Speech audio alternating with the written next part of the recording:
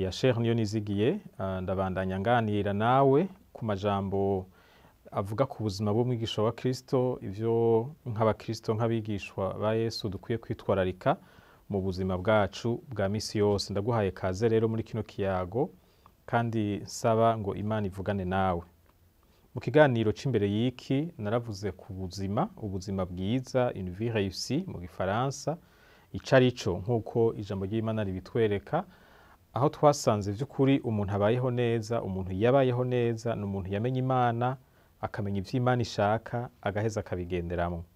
Twarabonye ko abantu benshi bakunda gushira imbere ibintu bifadika muri ubu buzima bwa hano kw'isi, ariko birya bifadika naho tubikenera mu buzima bwa misi yose, sivyo bituma umuntu abaho ubuzima butunganye, ubuzima bw'amahoro, ubuzima bw'umunezero no kuroranirwa, kuko umuntu arashobora kubironka ariko agatakaza ubugingo, kandi ico ni ikintu kibi cane, kuko ibiri inyuma y'urupfu, ubuzima bw'inyuma y'urupfu ni ubuzima butazoshira, ari naco gituma ivyo umuntu yaronkeye kw'isi iyo atakaje ubugingo hazogera igihe ntanibuke ko yigeze kubironka. Ariko umuntu abayeho yubaha Imana muri vyinshi no muri bike, akagumiza umutima wiwe ku Mana, aba mu mahoro akiri hano, aba haroraniwe akiri mu buzima bw'aha kw'isi, ariko kandi n'inyuma y'ubu buzima naho hari ivyiza vyinshi bimurindiriye. Rero muri kino kiyago ngiye kuvuga kurindi jambo Imana idutegeka, Imana idusaba nk'abakristo, nk'abigishwa ba Kristo,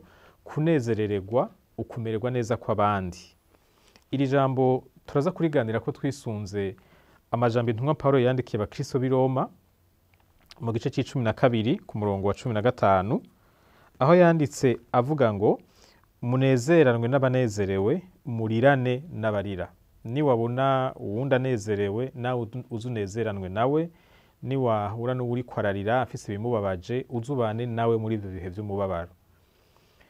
Iri jambo riranyuranye cane n'ivyo tubona n'ivyo twumva biba mu bantu, ivyo abantu bakunda kugira iyo babonye umuntu amerewe neza, umuntu afise ikintu kanaka ciza kumbure badafise, aho usanga abantu benshi baca bamugirira ishari, bakamuvuga nabi, bakamugirira umutima mubi. Iki kintu co kugirira ishari abantu kubera ivyo bafise, kubera ico bari, kubera ivyo baronse, ni ikintu kigwiriye cane mu bantu, ku buryo mbere niyo umuntu ariko aranezeranwa n'abandi, dufate habaye umunsi mukuru, usanga hari ababikorana uburyarya, ugasanga vy'ukuri imitima yabo ntinezerewe kubw'umunezero w'uwo muntu, babijemo kubera batumiwe, nta kundi vyari kugenda, kumbure n'abagenzi canke bari mu muryango umwe, ariko mu mutima wiwe abitseyo inzigo, abitseyo umutima mubi. Iki gikorwa co kugirira inzigo abantu kubera ivyo bafise, kubera ivyo baronse, kubera ivyo bakoze, ni igikorwa ca Satani. Satani niwe wenyine afise uwo mutima mubi wo kubabazwa no kubona umuntu amerewe neza. Uko bigenda, umuntu yugururira ubwenge bwiwe n'umutima wiwe Satani, maze nawe akamushiramwo iryo shari.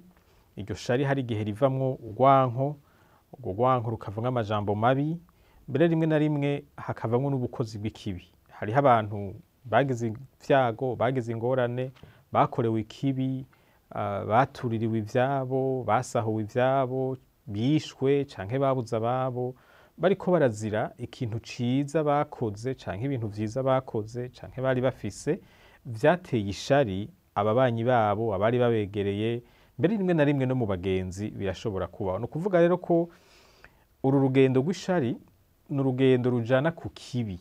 Hanyuma ikibi naco turazi iyo gituruka, ntigituruka ku Mana, gituruka ku mwansi w'ivyiza, gituruka ku mwansi Satani. Rero tuvuze yuko abantu bemera ishari rikababamwo, basharika abandi kubera ivyo bafise canke ico bari, tuvuze ko abo bantu bahaye ikibanza Satani mu mitima yabo, nta kubesha kuba kurimo.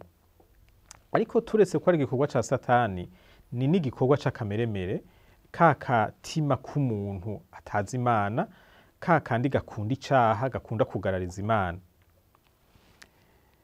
Bitangura ari ukutanezerererwa kumererwa neza kuwundi muntu, bikaza kurangira bivuyemwo ivyaha. Ivyo nivyo vyashikiye Kayini, yarabonye mwene wabo ingene ikimazi ciwe cakiriwe n'Imana, aho kuja kumubaza ingene we yabigenjeje kugira ngo nawe akore gutyo, ahubwo yiyumvira kumwica. Mbere n'Imana yaranamuhanuye iramubwira iti burya hariho icyaha kikurindiriye kibunze ku rugi rw'umutima wawe, ariko urashobora kukinesha, ntutegerezwa gusesa amaraso.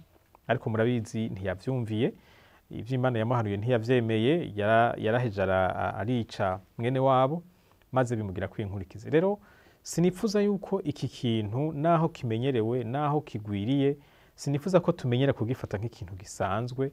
Iki ni icaha kibi cane, ni icaha gishobora kuvamo ubwicanyi, kandi noneho caramaze kuvamo ubwicanyi.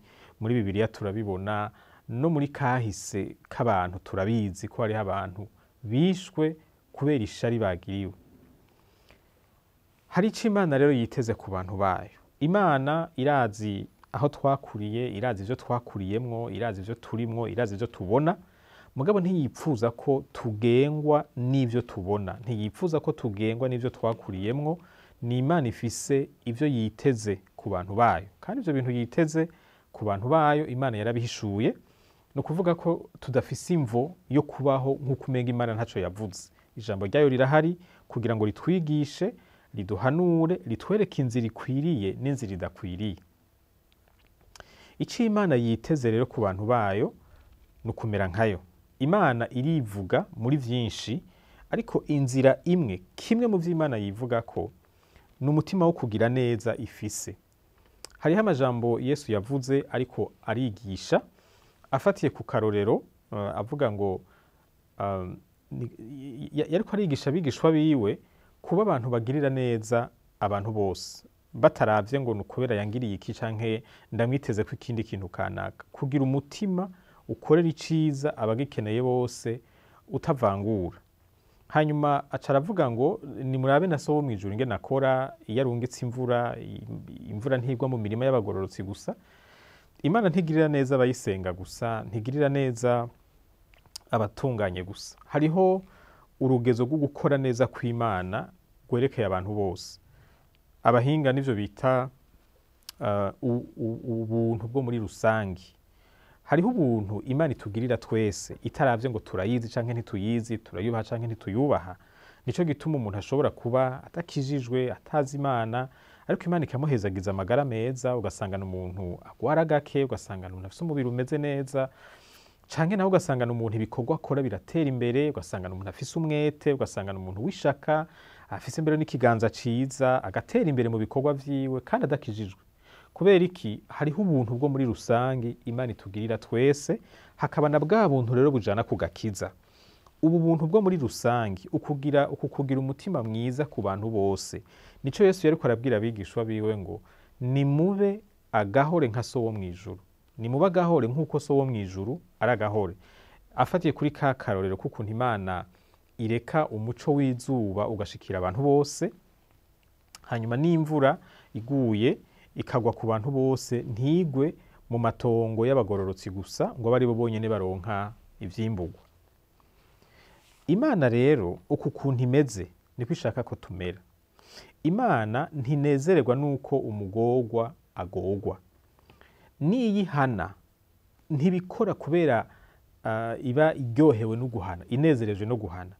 Ibikora kubera umuntu yagagaje akaguma mu vyaha yarabimubujije, hakagera igihe nk'umucamanza agororotse itegereza kugira ico ikoze. Murazi yuko abavugishwa ba kera hariho abo yavugishije, iravuga ngo sinezerwa nuko umunyavyaha azira ivyaha vyiwe. Nico gituma yarungika abavugishwa kugira ngo bahanure Abisirayeli bagaruke bave mu vyaha.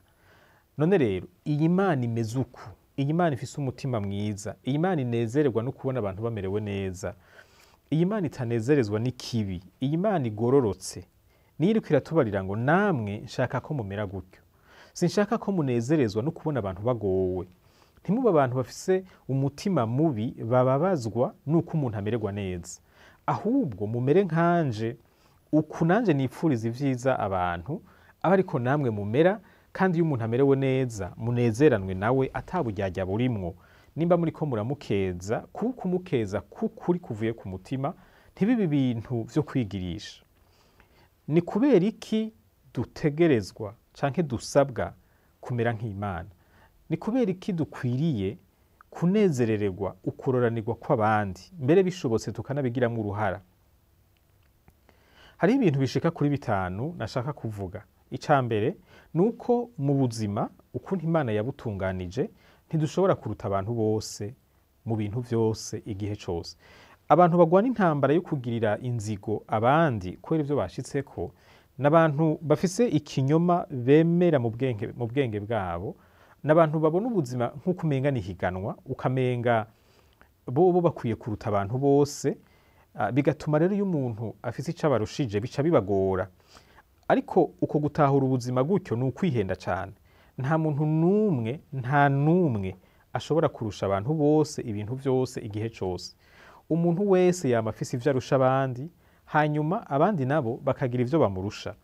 Ubuzima nuko bumeze, ntidushobora kubuhindura. Umuntu atiyumvira gutyo, umuntu adafata ubuzima gutyo, niwe ariko arihenda, kandi umuntu nk'uwo niwe azogira ingorane uretse ko azozitera n'abandi. Ni nka kurya kw'iri tegeko rigenga ivyaremwe rivuga yuko iyo ikintu kiremereye ukirekuye kirakoroka kikaja hasi. Aha ndiko ndavuga hano ku isi, ugiye mu bindi bice vy'Imana yaremye hari igihe usanga bitameze gutyo. Ariko murabizi mwese, ntushobora gusimba hejuru ngo ubandanye uduga, iyo usimvye usubira gukoroka. Iryo tegeko nuko rimeze, Imana yarishize mu vyo yaremye gutyo. Nta muntu n'umwe ashobora kurihindura. Utaryubahirije urakoroka kandi urashobora kuvunagurika. Kandi murabona yuko nk'abantu bazi ubwenge, ivyo bintu turavyitwararika, ntidupfa gusimba ahantu hariho hose, urabanza ukaraba ingene hangana, kuko turazi yuko usimvye urakoroka. N'iri tegeko mpejeje kuvuga tworigereranya n'iryo. Ntaco bimaze kwirigura mene ku mutwe ngo nakarandushije, kuko nawe hariho ivyo umurushije, kandi naho uwo muntu yovaho hazokwama hariho abantu bakurusha. Nta muntu n'umwe ashobora kurusha abantu bose ibintu byose. Ushobora kubarusha amafaranga bakakurusha amahoro n'umunezero mu muryango wabo. Ushobora kubarusha icubahiro bakakurusha amagara meza. Imana yaratunganije ibintu ku buryo ata muntu n'umwe yigera aruta abantu bose. Rero ntaco bimaze, ntaco bifasha kugirira inzigo umuntu akurushije ikintu kanaka, kuko nawe hariho ico umurushije. Nimba hariho abantu bakwiye kugirirwa inzigo, nawe wobamwo, kuko nawe nturi inyuma y'abantu bose mu bintu byose. Icya kabiri, iyo umuntu afise ikintu akurushije ciza, ntaba azibiye umuhora w'umugisha wawe. Nimba hariho umuntu ateye imbere mu budandaji akakurusha nawe uri umudandaza, ivyo ntibisigura ko wowe utazotera imbere. Bisigura ko hariho we amahirwe yagize mu bikorwa vyiwe bivanye kumbure n'ibihari ko arakoreramwo n'ibindi, ariko nawe ivyawe birahari. Burya nta muntu ashobora gutwara ivyo wundi uretse nyene abasuma bajya baza bagaterura bagatwara ivyo wundi muntu. Iyo umuntu akoze ataco yakwivye, ataco yagutwaye, maze agatera imbere, urya ntashobora kukubuza gutera imbere wewe. Ahubwo mwigireko, rondera kumenya ingene abigenza, mukureko ubwenge, mukureko ivyotuma nawe ushobora gutera imbere. Ugutera imbere kumwe ntikuzibira imigisha y'abandi. Ntibikenewe rero kubirigura mene ku mutwe, we bandanya ukora, bandanya mu bwizigirwa, ivyawe ubundi munsi bizofata umurongo. Ica gatatu, kugirira abantu inzigo biratwonona, bidushiramwo umutima mubi, bituma tuvuga n'amajambo mabi kuri abo bantu. Ayo majambo mabi mbere agashobora no kuvamwo ibikorwa bibi. Umuntu wese afise inzigo ni umuntu aba ariko aronona umutima wiwe. Iyo uzanye inzigo mu mutima wawe uba uri kurirukana mpwemu yera. Mpwemu yera ntabana n'umuntu ameze gutyo. Imana ntiba mu muntu ameze gutyo. Imana irashaka ko, igituma ivuga ko ishaka ko tumera nkayo, no kugira ngo ubucuti bwacu nayo ntibutosekare. Iyo rero dutanguye kwakira uwo mutima mubi w'inzigo muri twebwe, tuba turiko turakuraho ubu bucuti bwacu n'Imana, tuba turiko turabusambura. Ica kane, kugira inzigo bigwiza urwanko mu bantu. Iyo umuntu wamwishizemwo nabi ukamugirira iyo nzigo, umutima mubi, utangura kumuvuga nabi. Uko umuvuga nabi niko hariho abavyumva, bamwe bagafatanya nawe, abandi bakakubona nk'umuntu mubi. Ugaca usanga abantu bariko baravyura urwanko ruriko ruraduga hagati mu bantu, mu miryango, mu bagenzi, mu bakorana, bitewe na ya nzigo yawe. Witwararike nk'umuntu w'Imana kutaba inkomoko y'ibintu bibi mu bantu. Iciza nuko aho turi hagwira amahoro, hagwira umwumvikano, hagwira ukumererwa neza. Ntidukwiye kuba abantu bazana ikibi mu bantu. Ico ni igikorwa ca Satani.